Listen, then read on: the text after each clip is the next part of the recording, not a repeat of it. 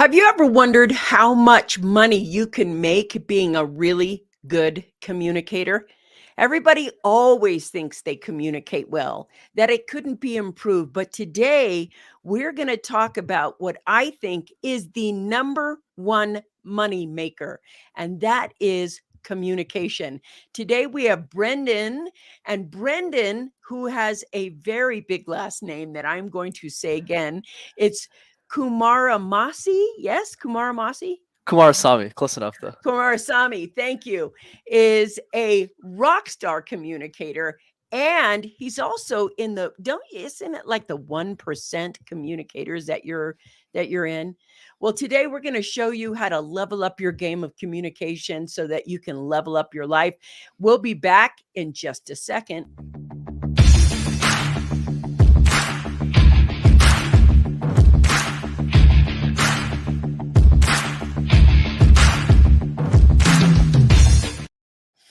You're on the Success Secrets for Business, Family, and Life channel. This is the Coffee Break Show.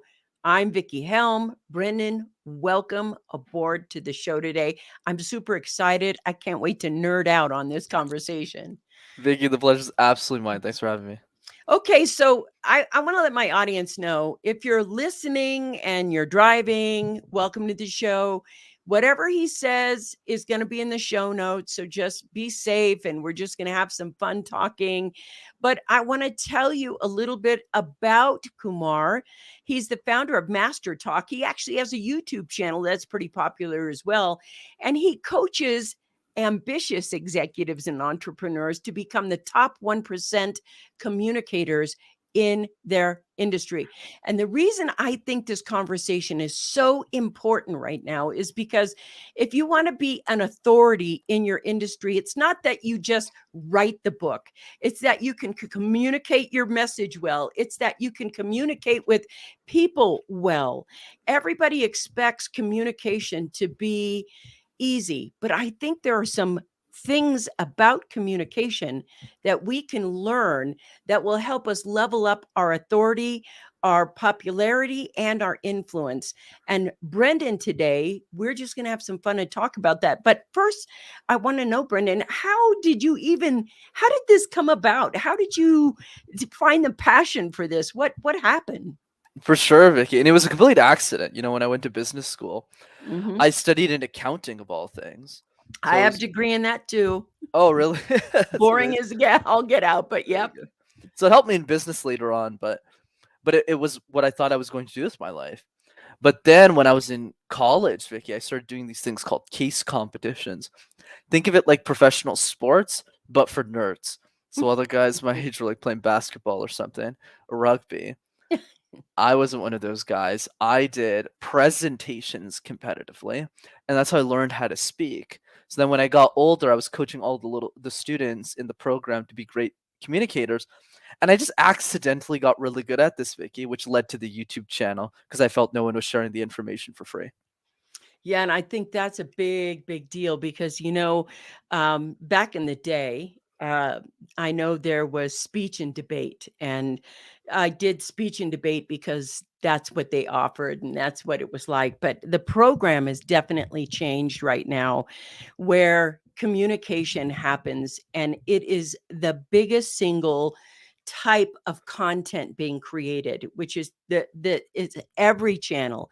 It's I'm communicating my message, I'm communicating my promise, I'm communicating consistently. And I believe that if you're not a good communicator, you're probably leaving, and I'm not kidding when I say this, more than 60% of the money that you could have earned on the table because of that. And I'm wondering, what's the data you have? And why do you feel so passionate about teaching others how to communicate well?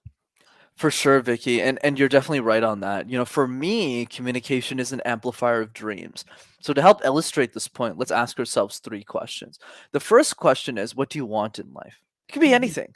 Bigger car, better job, better opportunities, better relationships, better health. Question 1. Question 2 is the things that you desire in life, who already has those things? So if you're a manager at a company, you want to be CEO, you look up to the CEO. If you want to have a better relationship, you look into the person who has a great relationship, same with your health. But there's a third question, Vickie, that we don't ask ourselves. And the question is, the person that has what we want, what kind of communicator are they? How do they come off when they Yes. speak about their ideas? And that's the delta about what you said, because it's a big difference between communicating and communicating effectively. And the person that has what we want does that in many ways that we aren't. Yeah, and I think it's so important to start young when we learn to communicate, because the process of communication is the point where your brain learns to think. So when you're a toddler and you're first learning to form sentences, and then from that, for the toddler years, 4, 5, 6, and then now you're in primary where you're 7, 8, 9, 10, all of those years, the ability to communicate back and forth is also how a lot of people end up learning to think. And people learn their communication skills from parents around them. So the possibility of having really successful children starts with that at that young age, and teaching people how at that young age to do that. But let's say right now you're a parent and or an adult. And of course, every adult believes that they're getting their ideas across correctly. I mean, we all go to work and we say what we say and we have our pictures in our head and we do this. How do we approach communication from the point of view of it's really one of the most powerful self-improvement things anybody could do? And I'm telling you right now, I have been a speaker on stage and a speaker on a podcast, and they're two different areas.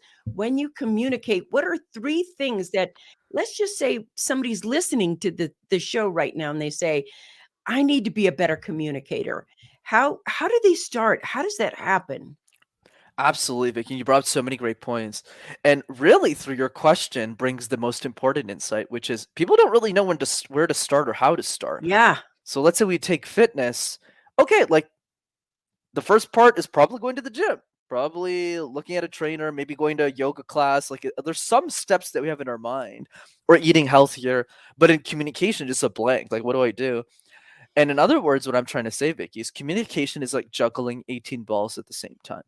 So one Yeah. of those balls, right, that you're doing really well is smiling, right? Smiling, facial expressions, body language, pausing, storytelling, and the list can get really overwhelming. So to your 3 points, my question has simply been, what are the three easiest balls that we can juggle in the air to work on our Beautiful. communication skills? So I'll do it one at a time so I don't monologue for 10 minutes here. So the first ball is the random word exercise. Pick a random word like pistachio, like tissue box, like light bulb, and create random presentations out of thin air.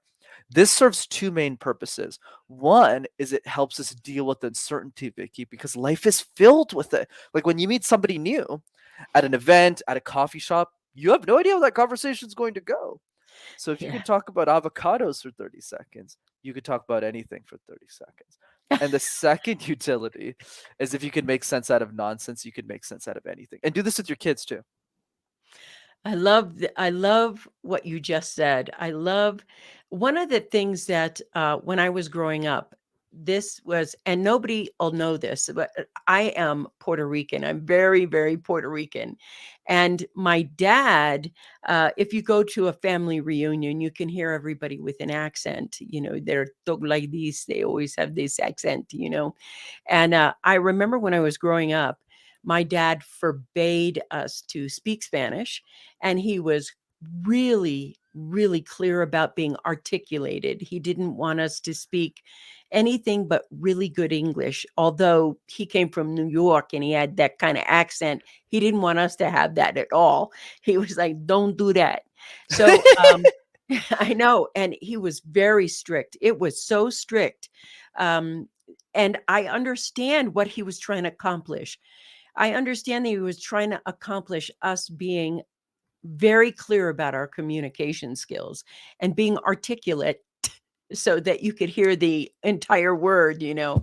So he was strict about that kind of thing. But what I want to know is when people listen to other people, like I think about Tony Robbins, if he wasn't a good communicator, he wouldn't be where he is. if Grant Cardone wasn't a good communicator, he wouldn't be where he is. And I look at Grant Cardone and I look at Tony Robbins and I look at two men that I believe have, even if they had a same message, they would say it differently. Like there's a level of authenticity that both would have. And a lot of communication, I believe, is finding your voice. And I was wondering, do you have tips or things about how to find your voice so that even if you were a Tony Robbins or Grant Cardone, you are actually authentically using the power of you? And what would you have to say about that? And what could you teach us as well? Absolutely, Vicky. I love the frame behind that because you're absolutely right. For me, the perspective is always never to sound like somebody else, but to sound the best version of who you can be.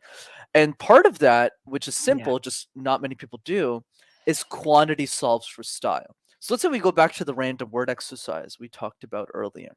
The So a lot of avocado one. people, right, exactly. You pick Got you. like I'm with you. right. So the random word exercise, the problem, Vicky, is most people aren't willing to do it 100 times. That's the challenge. Because if you do that 5 times a day in 3 weeks, you'll have done it 100 times. But what happens is when we do quantity, and that's great because you can just do this alone in your basement. You don't even need to do this in front of people. Your style develops over time. I started making videos in my mother's basement with no money, a phone, and I was talking like this. Hi everyone. So my name is Brenden. I make videos called MasterTalk. That's how I started. But first podcast, somebody asked me, "Hey, where does the fear of communication come from?" I was like, "Dude, I don't know. Los Angeles, London." Like I had no idea. Right? I was just as lost as the next person because I didn't expect that question, so I got scared.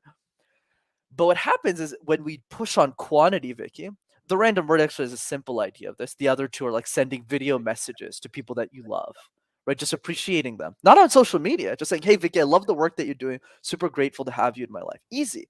And then another one is question drills. Just answer a question every day about your life until you have an answer for everything. But when we do that a lot, our style gets developed over time, and that's how we push into our authentic voice. Beautiful. I love that. I love what you're saying because I remember the first I got my profession on stages. I've spoken all over the world, etc. And I've learned to communicate because I write books and I have like 43 books. But so Yeah. I'm out there and I got a lot of communication skills, I think. And so when somebody's telling me you need to go live on YouTube and live on Facebook and live out there, I was like, okay, I can do lives. And I remember the first time I got on there, I was so used to speaking at stages that I didn't see the camera right in front of me. And so the first live I did, I was like, hey, blah, blah, blah. I didn't have any skills. I sounded wrong because the styles of communication that differ when you're doing a podcast or you're doing something live or you have to know your voice enough to be who you are in whatever medium you're using, whether it's YouTube or whether it's live or whether it's on stage or whether you're using a mic. I think the learning skill set of communication can be so vast across things. How many times do you practice before? Because like right now we're live, but we're using a platform to be live on. And what do you do to prep yourself, or what do you do to differentiate yourself between the platforms you're using, like you're using a presentation or you're just using a conversation like this? Yeah, it's a You brilliant understand question. my question? 100%, 100%, Great. Vicky. And I'm glad you asked because not many people do. So let's start the principle, then we can go into the tactics. So the principle is master one vertical at a time. So if you try and do all 7 verticals, like the reason you got so good at live so quickly, Vicky, is because you had the experience from keynoting and giving presentation. You mastered that vertical. So even if you weren't a 10 out of 10 in the new one, I mean, whatever, yeah, 8 out of 9. I mean, you're a professional speaker, you're getting paid to speak. Yeah. Obviously, you're doing a great job. Like, there's no denying, it's just factual. You can always get better, though. That's what Of I tell course, myself. yeah, including me, right? Including me. Right. But then when we switch verticals, we go from an 8 out of 10, let's say, a 9 out of 10 in one vertical to a 5 or 6 out of 10. Yes. But the beauty is that the ramp up in the other verticals is a lot faster. So for Yeah. example, when I started MasterTalk, I did have a lot of speaking experience under my belt. I had spoken, hundreds of competitions. I'd won a lot of them. But then when I got into video, I sucked. I was horrible. Me And, too. Me too. right, right. And the main reason, and I'm sure you can relate to this, is because there's no audience in front of you anymore. So Yeah. it was really There's hard no to. feedback from an audience, and for some reason, that stumped me in the beginning. Yeah. Exactly. And that makes perfect sense because it stumped me too because I couldn't feed off the end. I love hugging people, I love people giving people high fives. Like Me if it was too. in person, it'd be a completely different issue. It'd be like eating lunch. I'd be asking about your life for 60 minutes before this conversation even starts. Right. So that's really the key. But the principle for people listening is just focus on one vertical. That's why I love my 18 ball analogy. Because the random word exercise, don't do the video messages until you've done 100 random words. Same thing with the question drill. Like don't do the question drill until you've done 100 random words and then do 100 question drills. Last point on this is the beauty of all of this, Vickie, is communication is like a multiplier. So as you stack more verticals on top of each other, you just become way better holistically across the board. Absolutely. And that takes time. And I love your point where you want to get good at one vertical. And then when you go to the next vertical again, you have to be willing to suck. And I think what happened for me is there's a point in your authenticity if you're being vulnerable with your audience or you have a good connection with your audience, you're telling them, like, I got to tell you, there has been times on this show, like I'm nearing 600 shows now and we're a pretty popular show, but there was one time I had eaten something for breakfast just before we went live and I had an allergic reaction on the Oh, show while I was on and my throat was closing. oh my God. And I could hear my voice getting raspier, and I finally just told the audience, "I think I'm having an allergic reaction." Like my neck got red and everything was, there. But I was live and it was authentic. It was in that moment. There was a point where I realized then sometimes communication means not hiding. Now, I want to talk about the number one thing I think for me that was really important about that not hiding. And that is it's not just authenticity, so to speak, but when a speaker who's speaking becomes defensive instead of offensive, when a speaker becomes defensive or defended in any way, they lose the skill of communication because now you're just reacting. And I want to talk about if you are reacting, how can you put yourself in that center because you don't know what's going to happen on stage. I've had the show blow up. I've been, out of breath. I've had, people send me presents. There's so many things that can happen on a show. But when you become defensive, you lose your center. And I want to know, what are some of the things that you can do while you're really monitoring that show? If you get thrown off, you can get back on the saddle pretty quickly. Absolutely, Vickie. And I love how the advanced version of this conversation is great. Nobody asked me these questions, so I'm happy we're going into these. Oh, Here's my great. perspective. Okay, every coach is different. Every speaking professional will tell you something different. Sure. Here's my perspective. I don't think there's a deep breathing exercise. I don't think there's a power pose that you could do to save yourself. For me, the only solution is Kevin Durant's quote that I share with my ecosystem all the time.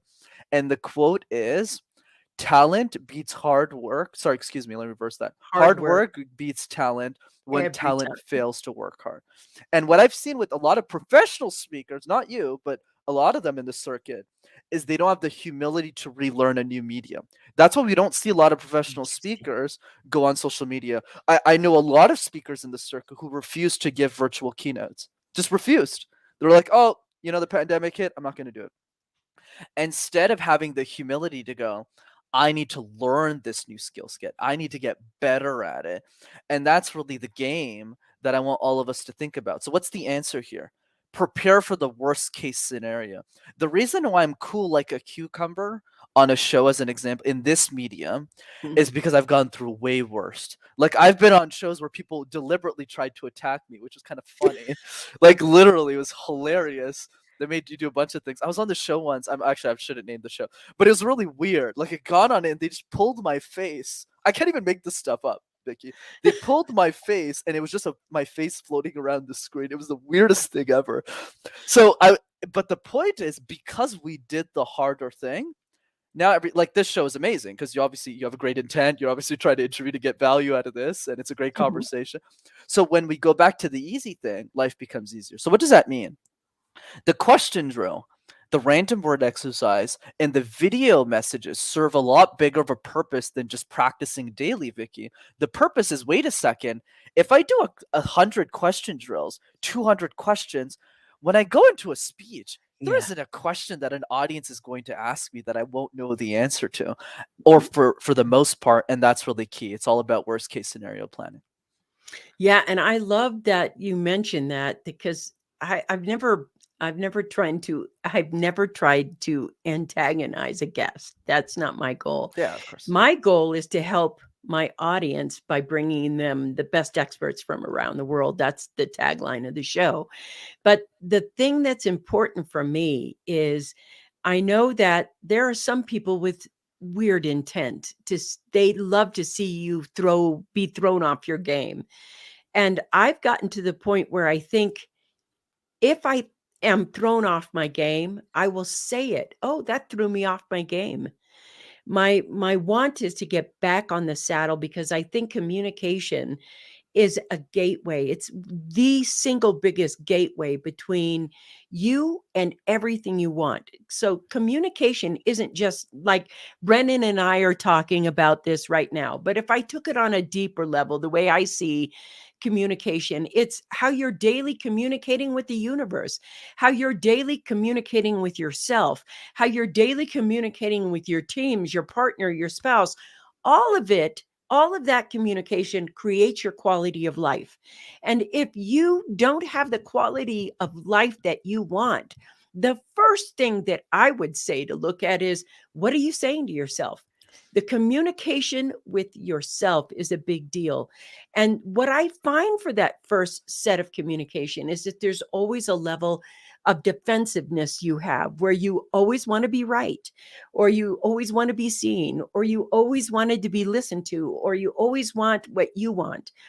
But true communication to me is like giving that handout first. Here is, I want to know about you, or I want to know how you think, or I want to know your perspective or ideas. And I want to talk about, Branden, the way to communicate so that we're building connection with someone, not just presenting, but let's talk about building connection with someone in communication. And what are the skills you think, maybe the top 3 skills of creating connection with someone, whether it's one-on-one or one-to-many? How do you get to the point where you are creating that connection with you and the first improvement in your life that way? Do you understand my question? I don't worry. Every question you're asking, Vickie, is perfect. I just love the Thank nuance. you. And the piece that I want to drive before I answer it is, you're so right. A lot of us, especially people in my field, they always equate communication to something negative. The stress, the Yeah. anxiety, the oh my God, I can't do this. And I've always hated that about the industry. Because for me, it's about saying, no, no, no. How would your life change if you became an exceptional communicator? Get excited about it. You don't need to be Yeah. the next Oprah. But think about the relationships in your life. I'll give you an easy one with like a romantic partner or somebody, a friend. Yeah. We hear this all the time in our life. I need more alone time. Oh, What yeah. does that mean? I know. Right? I know. What does it mean? It can be misconstrued in 100 different ways for the audience, right? One is, okay, I need an hour a day to read a book. I need to be in a cave for 2 weeks. Don't text me. I need to walk 45 minutes at midnight because that's where I get my fresh air. I need more alone time could mean a million different things, Anything. right? So if we're not specific, the person that we're with will think that they don't love us, that we don't Right. love them. Yeah. Oh, you just need more alone because you don't like me. So they assume Yeah. something that isn't true, right? And that's the challenge. That's the crux of the issue here. So now the next piece is, given that, how do we bring more clarity? So I want a little tangent, Vickie. Do you mind repeating the question for me, and then I'll answer it? Because I just want Yeah. to go on the tangent. Well, I actually like the tangent, and I thought, oh, that's important because so many relationships right now, there is power struggle because the saying and making a simple request feel so vulnerable that we use generalizations versus specificity. And that was the perfect thing. I want more alone time. It can either mean I don't like you or I'd like to read a book an hour a day. That would make me happy. And there's such a vastly different response from people in that. And that one communication incident doesn't just happen in relationships. It happens at work. It happens, it's the meaning piece of it that people aren't clear about. And for some reason, I believe, I mean, we're going to go a little deeper in that, but I believe so many people have been told to push their needs aside, think of others, do this. They're not willing to communicate the softest part. They're not willing to possibly feel the rejection or the possibility of getting a no. Like, no, I don't want to give you more alone time. I give you enough alone time now. What does that mean? It's the what does it mean part. So, I want to stay with that because I think it's so important. What were you going to say? I know you were going to say No, something. you're all good. I just remember the question you asked me was around connection, how we build it more effectively, which is what you were talking about, the relationship piece. So that's Mhm. one. The other pieces to this is one simple trick that nobody does in conversations, which is simply, Vickie, make a list of questions you wish other people asked you. So let's say you met me in Same. person. Nobody asks me about the weather because I just go, I don't care about the weather. Just look outside. So the questions that I love asking people that I wish people asked me more, just in general conversation, is like, what's your purpose? Like, what are you excited about building this year? What are you grateful for? Like, what's something cool that happened this week? So Yeah. what's a podcast you listened to recently? But what's cool about conversations, Vickie, is in a bad way sometimes, is some people are lazy. So all you have to do is you ask people the questions you want to be asked, and then usually people go, what about you? So you're literally just answering all of the questions that you wish somebody asked you. Last part on connection, Love that. thanks for that, is a lot of people, what they miss, Vickie, is a fun analogy I'll give you. Let's say we meet somebody new every few days, okay, every 3 or 4 days. So in a year, let's say we meet 100 people, give or take, Yeah. which is a lot more than what most people meet. And let's say we did that for 50 years. So let's assume in this conversation, both of us are 35 and we go until 85. So if we multiply 50 years by 100 people, that's only 5,000 people. So the frame that I always bring about with relationship building is not how do I get everyone to like me, but rather who do I want those 5,000 people to be? Boom. Right? Out of the billions of people. So the frame is simply this: make a list of the top 5 people in your life, people you love, people that you adore, and ask yourself a simple question: what have you done for them lately? Introduce them to each other, ask them about their goals, send them video messages on their birthday, and have them introduce you to their network. And that's the best way to network. I love it. Love it. Love it. Love that perspective so much because I think a lot of times right now, the big buzzwords around online businesses, build your audience, build your audience, build your audience. And people are out to accomplish a task. I got to build an audience. And they do that without communication skills, without connection skills, and without the skills to convey their message in such a way that they're calling the person, their avatar, to them. So here's the thing: you sit down with your coach or whatever, and they're like, who's your audience? Who's your this? Who's your that? Who's this? None of that makes you a good communicator. Identifying your audience or identifying who you want to sell your product to doesn't make you a good communicator. You have to understand the difference there. When you get on, if you're as boring as a doorknob, nobody is going to listen to you. They have to feel that you have a pulse. They have to feel that you are somebody worth listening to. And if we were on the coffee break show and just kind of like, and thanks for being here today, I have this first question to ask you. How is communication better? If you see that and there's 600 shows, you're going to see yourself. You have to show up to communicate well.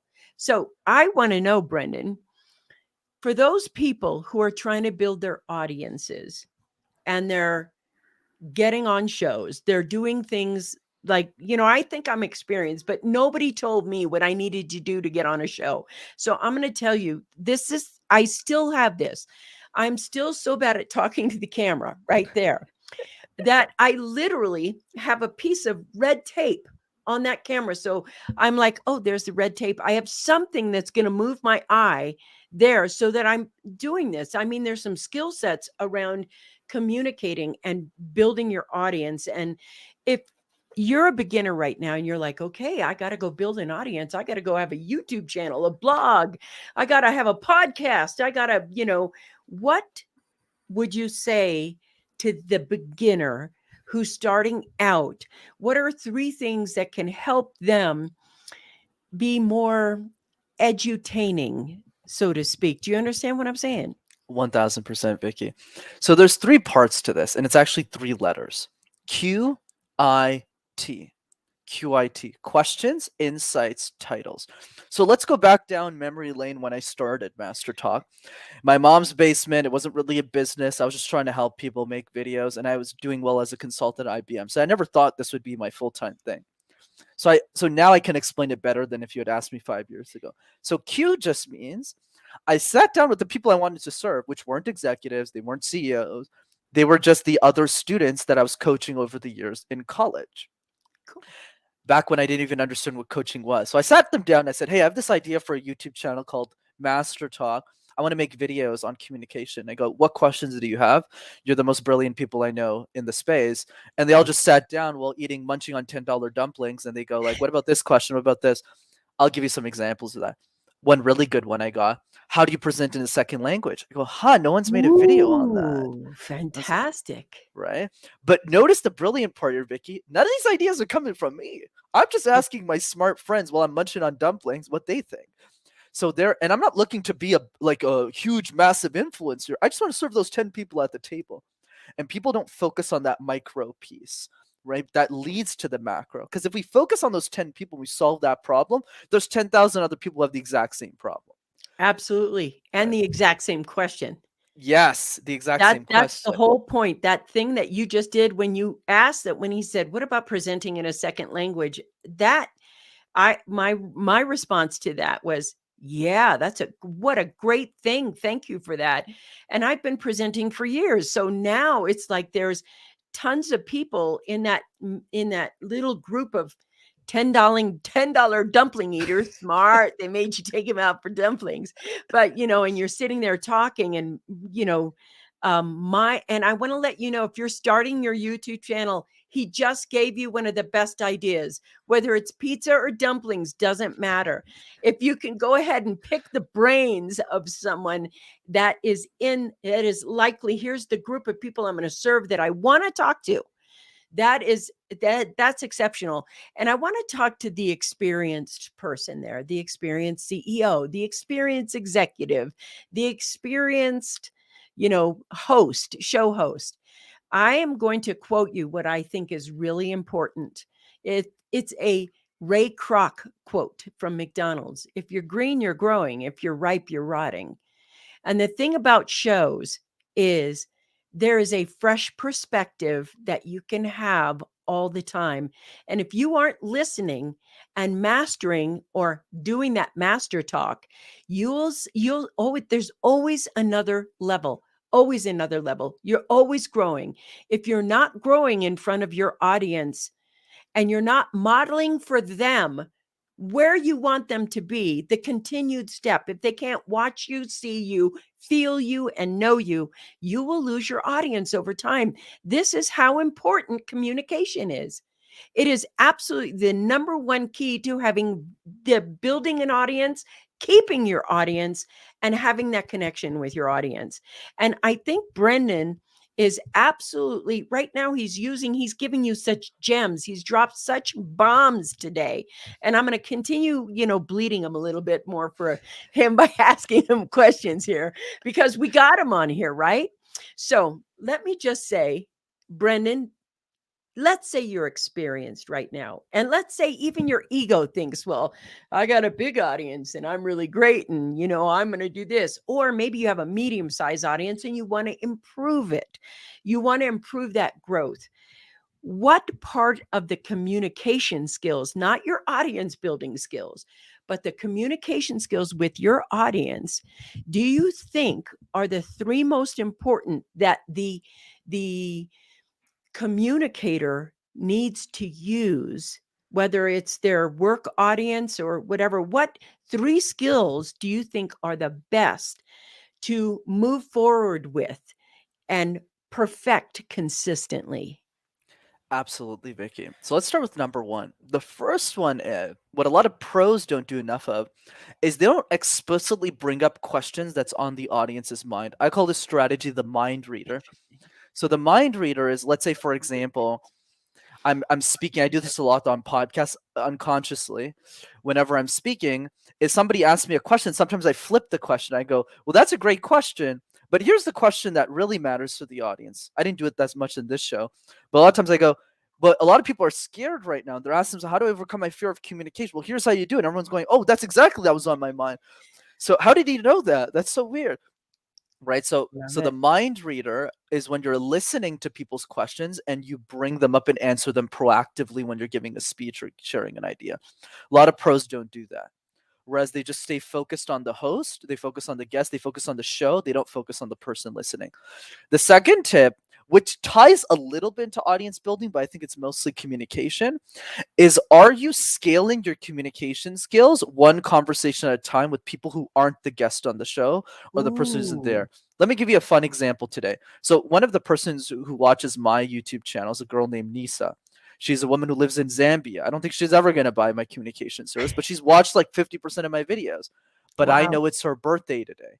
So I literally took time out of my life this morning. I put a stupid birthday hat on that I spent $10 on Amazon, and I sent her a video message just saying, "Hey, guess whose birthday it is today?" I have to do that with my following. But I think the lesson I got from that, which is the same with Gary Vee, is you always got to stay close to the person that you're serving. You want to build a bond with them. Yeah.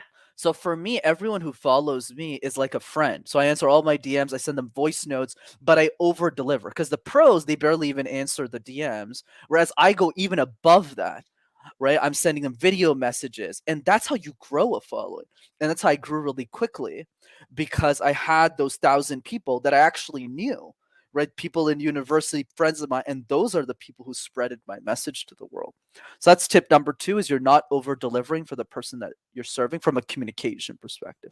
You're not sending video messages. You're not sending voice notes.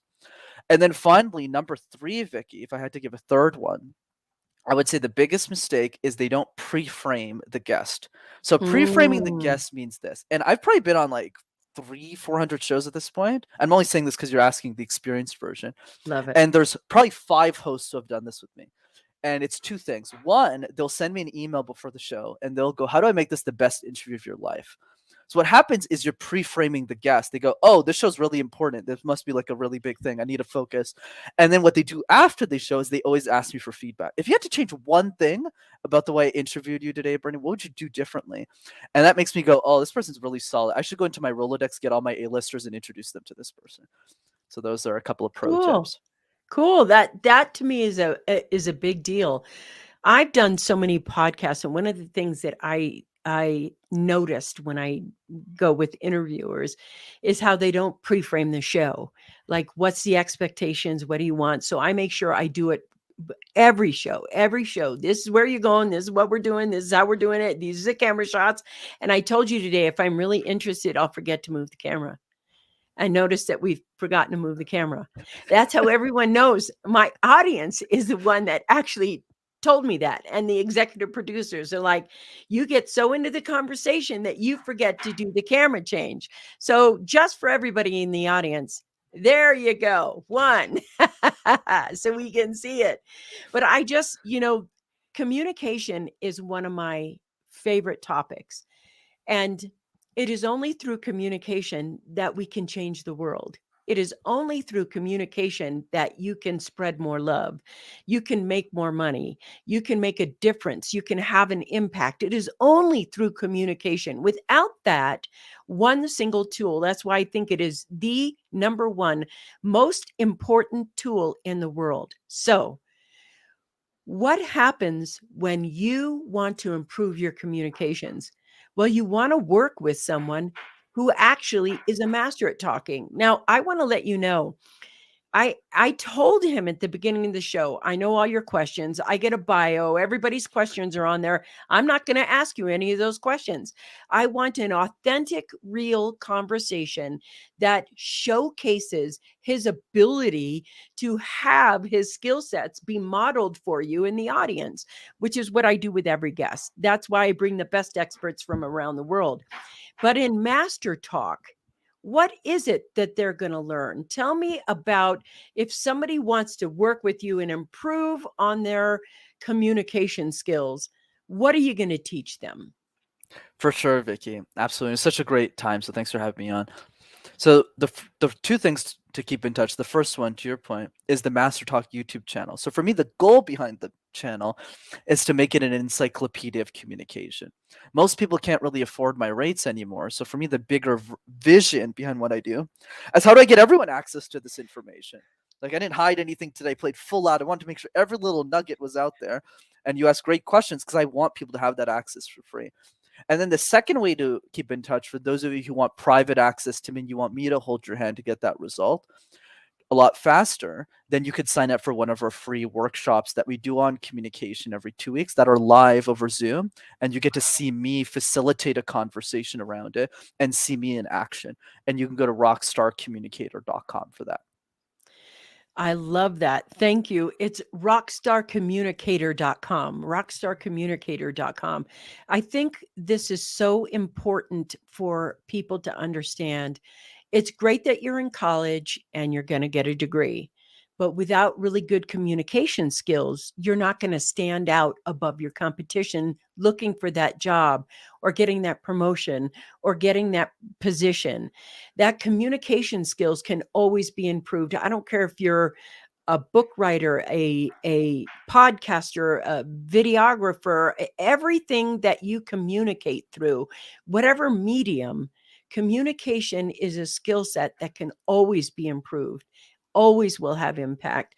And learning from someone who is absolutely wanting you to become a 1% communicator, all you have to do is go to rockstarcommunicator.com. Rockstar. Now, if you're driving, relax. It's in the show notes. We told you. And you'll be able to see him in action live and let him go ahead and coach you and help you improve your communication skills.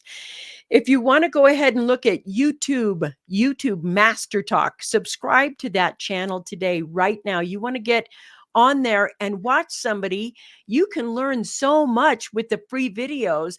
You could be getting the kind of communication skills that most people would pay thousands of dollars for free right on YouTube. All you have to do is go to Master Talk YouTube, just type it in and pop up and you'll see Brenden's name and his channel. Get there, subscribe today for that. I can always tell that when somebody takes an action, they're serious. And right now it's free. What have you got to lose? So I'm like, you can only gain from this. But I will tell you this, the next competition coming up for communication, you will be communicating with some of the best communicators in the world. And that is AI. AI is coming and it will communicate in ways that is going to level up your game. You have to level up right now. And right now you have the ability to go to Master Talk and do that today, right here. I want to let you know, Brenden, this has been wicked fun today. It is so good. And you are so good at what you do. I mean, you're so good at getting across the tips and getting across the ideas that you have in your head. You're so skilled at it. And I appreciate you being on the Coffee Break Show today. It was super wicked fun. The pleasure was absolutely mine, Vickie. Thanks for having me on. All right. This has been the Coffee Break Show. I bring you the best guests from around the world. Next week, of course, we're going to have another expert that comes in to make your business, family, and life better. We'll see you guys on the next Coffee Break Show. Bye-bye.